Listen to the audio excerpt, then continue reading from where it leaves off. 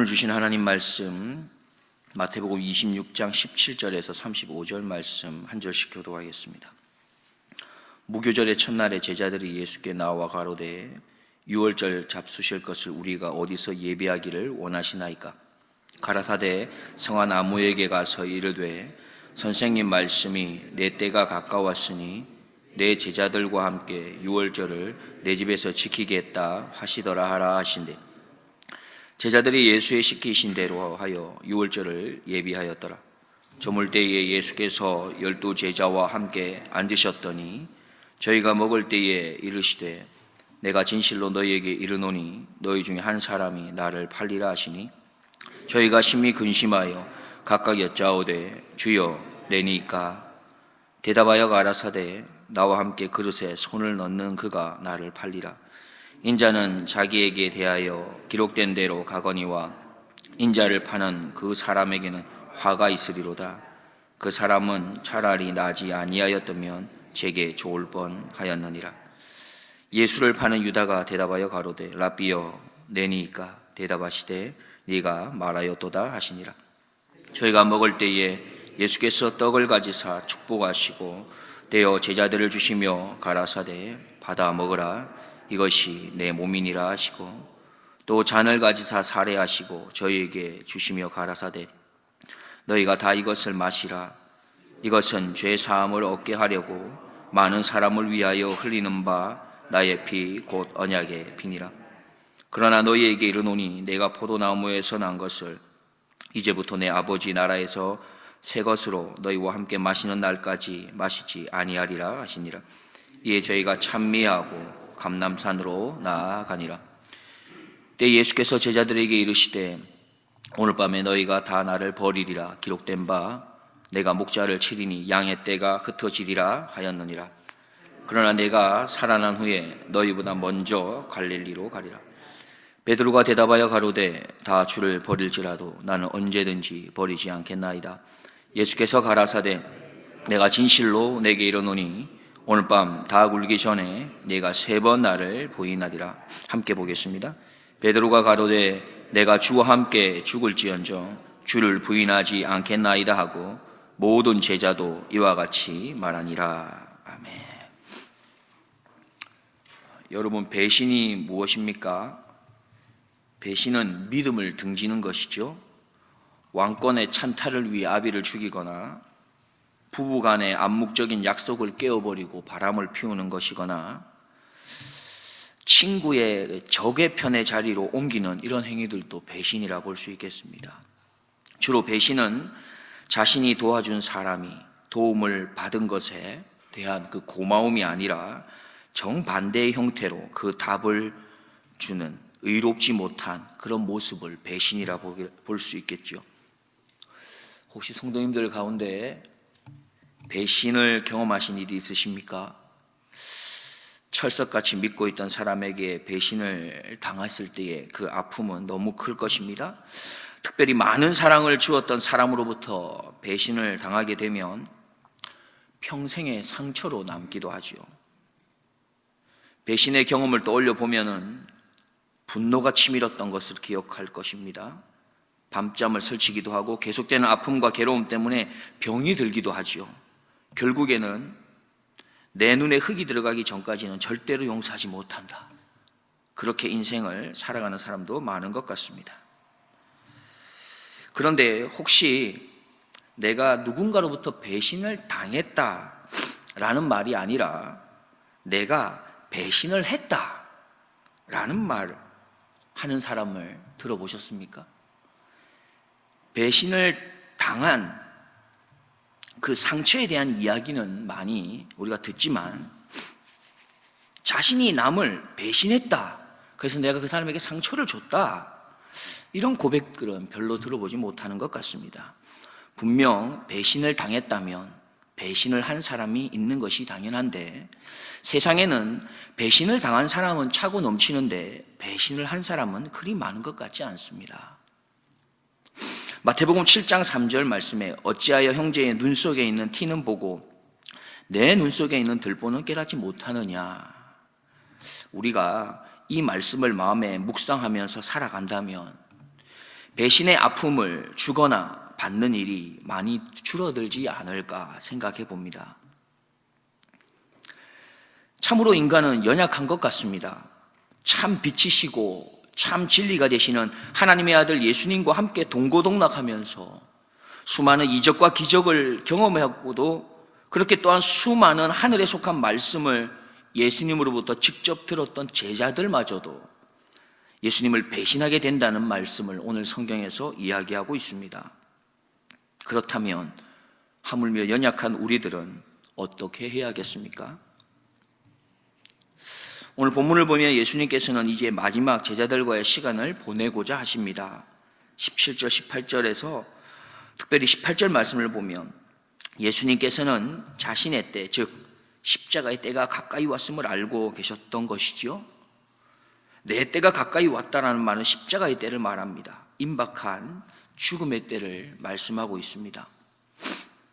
예수님께서는 십자가 사건이 다가올 때 그 십자가를 피하거나 달아나지 않으시고 오히려 유월절을 지키겠다 말씀합니다. 유월절이 무엇입니까? 바로 유월절은 출애굽을 기념하고 기억하는 절기이지요. 즉 유월절은 이스라엘 백성의 정체성을 기억하는 절기, 더불어 출애굽을 가능하게 했던 하나님의 그 놀라운 구원의 은혜를 기억하는 절기입니다. 예수님께서는 유월절을 지킴으로써 제자들에게 가르치시고자 하는 것이 있었습니다. 너희들의 정체성을 잊지 말아야 한다. 너희들을 또한 죽음에서 건져내신 그 하나님의 놀라운 구원의 은혜를 잊지 말아야 한다. 이걸 말씀하고 계십니다.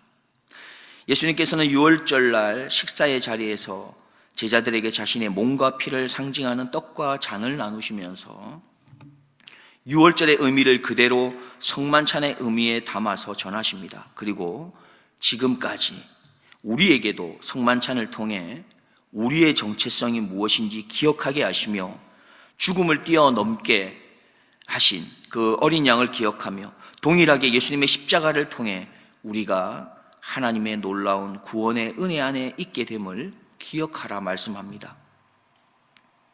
우리의 정체성은 무엇입니까? 하늘에 속한 자라는 것입니다. 하나님의 것이라는 것이죠.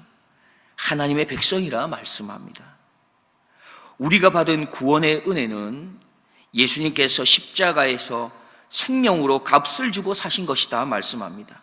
우리가 받은 구원의 은혜는 지금도 참고 기다리시며 용서하시는 바로 그분의 사랑 가운데 우리에게 주어진 은혜다 말씀합니다. 우리는 성만찬을 할 때마다 나의 정체성과 나를 향하신 하나님의 그 구원의 은혜를 기억하면서 선포해야 할 필요가 있는 것입니다. 아니, 성만찬뿐만이 아닙니다. 사실 우리는 주일 예배의 자리에서 나올 때마다 우리는 기억하고 또한 입술로 고백해야 하는 것이지요. 나는 하나님께 속해 있는 하나님의 것입니다. 나는 하나님의 통치와 다스림을 받는 하나님의 자녀이며 하나님의 백성입니다. 하나님이 오늘도 나를 통치하시고 일하시고 역사하십니다. 이런 고백이 있어야 합니다. 예수님의 십자가 사랑이 나를 살리셨습니다. 예수님의 그 인내와 기다리심이 나를 건져내셨습니다. 지금도 그분의 사랑으로 내가 살아갑니다. 주님의 은혜와 사랑이 없이는 한순간도 살 수 없습니다라고 하는 이러한 고백이 매 주일마다 예배의 자리에서 나올 때에, 나의 속에서 그렇게 터져 나올 때에, 나의 입술에서 그렇게 터져 나올 때에 우리는 그대로 살아갈 수 있는 것이죠. 그렇게 고백해야, 그렇게 외쳐야 우리가 그 정체성에 합당한 삶을 살아가기 위해 발버둥 칠 수 있다는 겁니다. 그렇게 고백하고 외쳐야 우리에게 허락하신 그분의 사랑이 얼마나 값진 것인지를 조금 더 깊이 생각하며 그 사랑의 은혜를 입은 자처럼 살아가기 위해 힘쓸 수 있기 때문에 그렇습니다.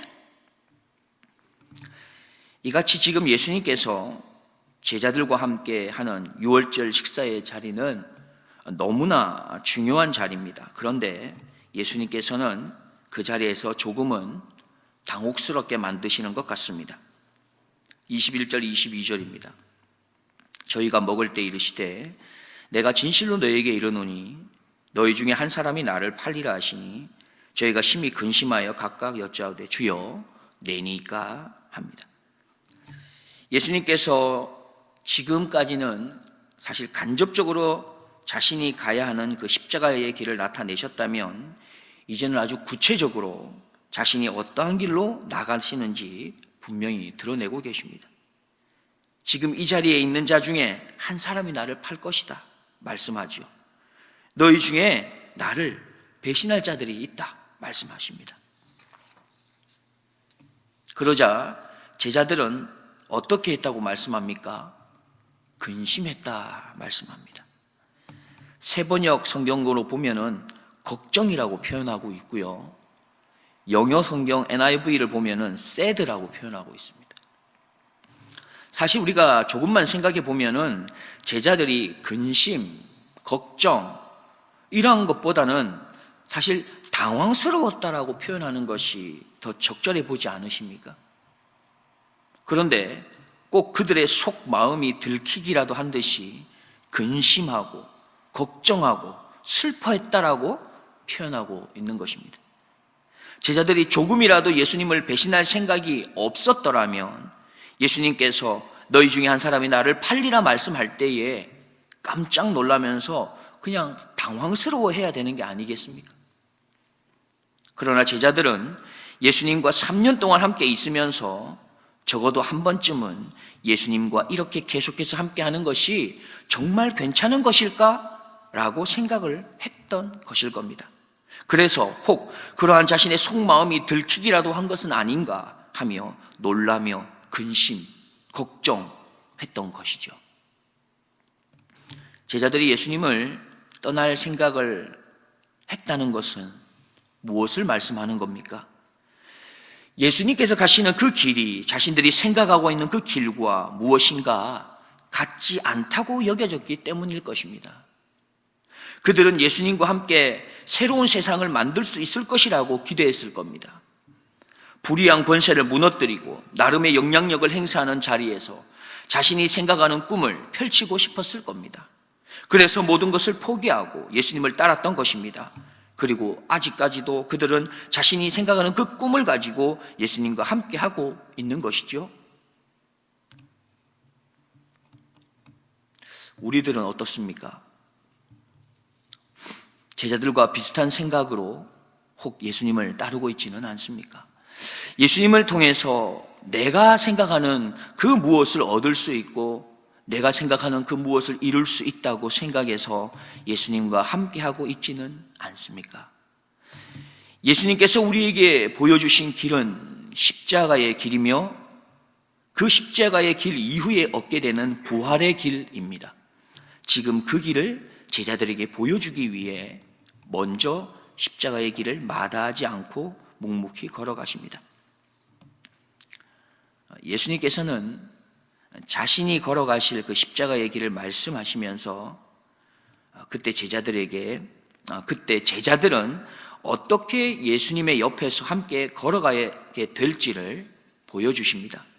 특별히 가룟 유다는 예수님을 팔 것이라고 간접적으로 혹은 직접적으로 말씀하고 계시죠. 21절을 보면은 너희 중에 한 사람이 나를 팔 것이다. 23절에서는 나와 함께 그릇에 손을 넣는 그가 나를 팔 거다. 25절에서는 가룟 유다가 예수님께 묻지요. 라삐여 내니까? 그러자 예수님께서 뭐라 말씀합니까? 네가 말하였도다 라고 직접적으로 가룟 유다에게 말씀하며 알려줍니다. 예수님께서는 지금 가룟 유다에게 얼마나 많은 지금 기회를 주고 계신지 모릅니다. 너희 중에 한 사람이 나를 팔리라. 나와 함께 그릇에 손을 넣는 그가 나를 팔리라. 네가 말했다 라고까지 말씀하면서 다시금 돌이킬 수 있는 기회를 주시지만 가룟 유다는 여전히 돌이킬 모습이 보이지 않습니다.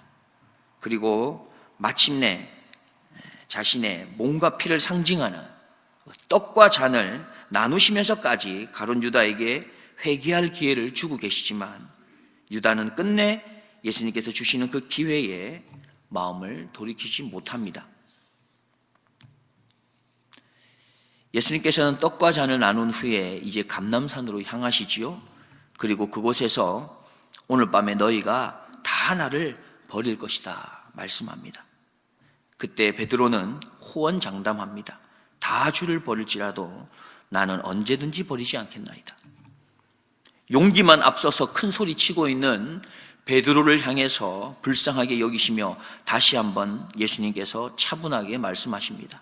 34절에 예수께서 가라사대 내가 진실로 내게 이르노니 오늘 밤 닭 울기 전에 네가 3번 나를 부인하리라. 베드로야, 너는 지금 그렇게 큰 소리 치지만 너는 내 말을 잘 들어라. 내일도 아니고 바로 오늘 밤 닭 울기 전에 네가 3번이나 나를 부인할 것이다 말씀하는 것입니다. 사실 예수님께서 한 번도 아니고 2번씩이나 너가 그렇게 큰 소리 칠 때가 아니야 라고 하시고 경고해 주시는데, 그러면 한 번쯤은 주님, 정말 제가 그런 일을 한다는 것입니까? 주님, 두렵습니다. 저를 좀 도와주십시오. 제가 그러면 어떻게 준비해야 하겠습니까? 라고 예수님께 물어야 하지 않았겠습니까? 그러나 베드로는 그렇지 않았습니다. 35절에 베드로가 가로되 내가 주와 함께 죽을지언정 주를 부인하지 않겠나이다 하고 모든 제자도 이와 같이 말하니라. 베드로가 그렇게 호언장담하면서 큰 소리를 칠 수 있었던 것은 아마도 아직까지 자기 힘, 그 힘으로 할 수 있다는 바로 자기의 의가 있었고 자기의 힘, 자기의 능력에 대한 자신감, 확신, 믿음이 있었기 때문일 겁니다. 그는 심지어 예수님을 잡으러 온 군병들 앞에서 자신이 예수님을 지키겠다면서 칼을 빼어들고 병사의 귀를 쳤던 것을 우리는 기억하지 않습니까? 베드로만큼이나 사실 적극적이진 않았지만 모든 제자들이 베드로와 같은 모습을 보입니다. 베드로의 호언장담 소리를 듣고서 모든 제자들도 너나 할 것 없이 모두 동일하게 말합니다. 35절 마지막 부분에 보면 모든 제자도 이와 같이 말하니라 했습니다. 오늘 이 말씀을 통해서 우리에게 주시는 2가지 메시지를 생각하고자 합니다. 첫째는 너희가 얼마나 연약한지를 알아야 한다 말씀하고 계십니다. 제자들은 예수님과 3년 동안이나 함께 했지만 여전히 예수님을 제대로 알지 못했습니다. 심지어 예수님께서 제자들과 마지막 식사하시면서 너희 중에 하나가 나를 배신할 거다 말씀하시는데도 제대로 이해하지도 못합니다. 단지 이렇게 말하지 않습니까? 주님, 나는 아니지요. 여전히 어떻게 보면 예수님에게 자신을 드러내고 싶어하는 모습 같습니다. 예수님, 다른 사람은 몰라도 나는 예수님을 배신하지 않을 겁니다 라고 말하면서 자신은 괜찮은 사람이라는 것을 과시라도 하는 것 같습니다. 특히 베드로를 보면 얼마나 큰 소리 치면서 자신을 드러내는지 모릅니다. 자신은 의롭다는 것을 말하고 싶은 거지요. 자신은 추하거나 더럽지 않다는 겁니다. 자신은 고상하고 나름 예의도 바르다는 것입니다. 자신은 정도를 걸을 줄 알며 남에게 피해를 주지 않을 뿐더러 나름의 선한 행동도 조금은 할 줄 안다라는 것을 말하고 싶은 거지요. 지금 제자들은 예수님에게 이렇게 말하고 싶은 것은 아닐까요? 적어도 예수님, 저희가 예수님과 3년을 함께 하면서 볼 것, 못 볼 것 다 보면서 주님을 따랐는데 우리가 배신이라니요. 우리가 배운 것도 많지 않고 부족한 것도 많지만 그 정도는 아닙니다, 예수님. 예수님 걱정하지 마십시오. 그렇게 말하고 싶었던 것 같습니다. 최소한의 자신의 그 괜찮은 주님을 향한 모습을 보여주고 싶었는지도 모르겠습니다. 그런데 주님은 한결같이 제자들에게 말씀합니다. 아니야. 너희가 나를 배신할 거야. 모두가 나를 떠날 거야. 너희는 그런 존재야 라고 말입니다. 큰 소리치는 베드로에게는 얼마나 디테일하게 너가 나를 배신할 것인지를 알려주시는지 모릅니다. 너는 그 정도밖에 되지 않아 라고 말하면서 알려주시는 것 같습니다. 예수님께서는 우리가 얼마나 연약하고 부족하고 나약한 존재인지를 알라고 말씀합니다. 철저하게 우리의 바닥을 보여주십니다. 죄인 중에서도 괴수 죄인임을 알아야 한다. 너희가 내어놓을 만한 의로움이라는 것은 눈꼽만큼도 없다라고 말씀합니다. 그리고 두 번째 우리에게 말씀하시는 것은 내가 얼마나 너희를 사랑하는지를 알아야 한다 말씀합니다. 그렇게 배신자일 수밖에 없는 연약하고 배은망덕한 제자들을 향해서 주님께서는 나는 그런 너희들을 사랑한다 말씀합니다. 예수님께서는 마지막에 배신하실 것을 아시고도 3년 동안이나 제자들을 가르치시고 또 사랑으로 품으셨던 것이지요. 자신을 팔아넘길 가룟 유다를 향해서 마지막까지 기회를 주시고 사랑의 마음을 담아서 성만찬을 함께 하십니다. 모든 제자가 자신을 배신하고 떠날 것을 아시면서도 그들과 함께 사랑의 애찬 식사를 나누십니다. 예수님께서는 곧 배신할 제자들을 향해서 그러면 왜 이렇게까지 계속해서 사랑의 모습으로 다가가셔서 가르쳐 주신 것일까요? 우리가 다 같이 32절 말씀을 보겠습니다. 32절 말씀 함께 보겠습니다. 그러나 내가 살아난 후에 너희보다 먼저 갈릴리로 가리라. 예수님께서는 제자들을 향한 기대와 희망과 소망이 있으셨습니다. 그것은 제자들이 배신자로 있지 않고 다시금 회복하고 돌이켜서 갈릴리에서 만날 것을 소망하고 계셨던 것이기 때문입니다. 예수님께서 하고 싶은 말씀은 너희들은 배신자들이야 라고 하는 말이 아닌 것입니다. 예수님께서 제자들을 향해서 하고 싶은 말씀은 이런 것이에요. 너희들의 힘으로서는 안 된다는 것을 그걸 빨리 깨달아야 해. 이 말씀을 하고 싶으신 겁니다. 예수님께서 말씀하십니다. 나를 따른다는 것, 나와 함께 한다는 것은 너희들의 힘으로 할 수 없다라는 것을 말씀하는 겁니다. 너희들이 할 수 있는 것은 배신일 뿐이야. 그러면서 우리에게 말씀합니다. 너희는 너희의 모든 것을 포기하고 내려놓고 내가 하는 말을 의지해야 하고 내가 하는 말만을 따라야 하고 내가 하는 말을 기억해야 하는 것이라고 오늘 말씀합니다. 예수님께서는 제자들과 했던 모든 과정 가운데 가르치시면서 그리고 특별히 6월절 그날 식사 자리에서 하셨던 모든 모습들, 말을 통해서 이렇게 말합니다. 그때 내가 했던 말을 기억하면서 내가 너희를 얼마나 사랑하는지를 기억하고 회복해야 한다 말씀합니다. 너희의 그 연약함은 나랑 3년 동안 동고동락할 때에도 그러한 모습이었음을 기억하고 그때마다 내가 너희에게 얼마나 많은 기회를 주었는지 얼마나 계속해서 사랑으로 가르치셨는지를 기억하며 다시금 회복하기를 기도한다라고 말씀하고 계십니다.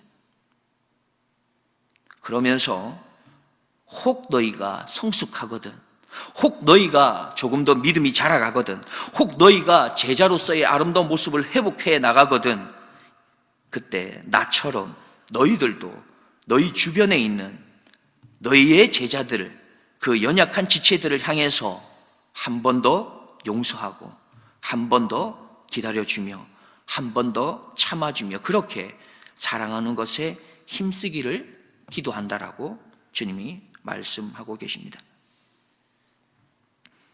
제자들이 예수님을 배신하고 떠난 후에 다시금 갈릴리에서 만날 수 있었던 것은 다른 이유가 아닙니다. 제자들의 귀에, 그들의 마음에 계속해서 울리고 있는 그 예수님의 말씀이 있었기 때문입니다.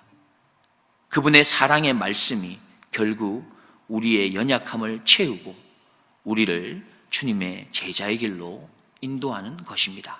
기도하겠습니다. 하나님 아버지, 오늘도 하나님께서 우리에게 새로운 날을 허락하시고 우리의 힘으로 바로 설 수 없는 것을 아시고 또한 말씀으로만 믿음의 걸음을 걸어갈 수 있는 것을 아셔서 오늘 하루도 주님 앞에 나와 말씀으로 하루를 시작하게 하시는 주님의 은혜를 감사드립니다. 제자들이 배신하고 돌아섰지만 다시금 주님을 만나는 자리로 나아갈 수 있었던 그 힘은 그들 안에 있었던 그 무엇이 아니라 주님의 가르치심이며 주님의 사랑의 돌보심이며 주님의 사랑의 말씀이 그들의 마음 가운데서 움직이고 있었기 때문입니다.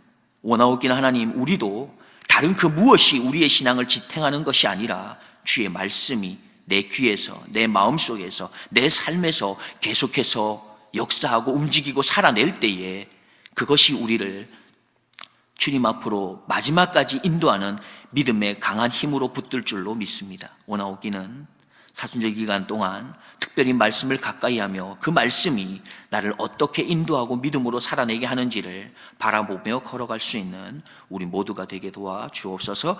감사드리며 예수님의 이름으로 기도드리옵나이다. 아멘.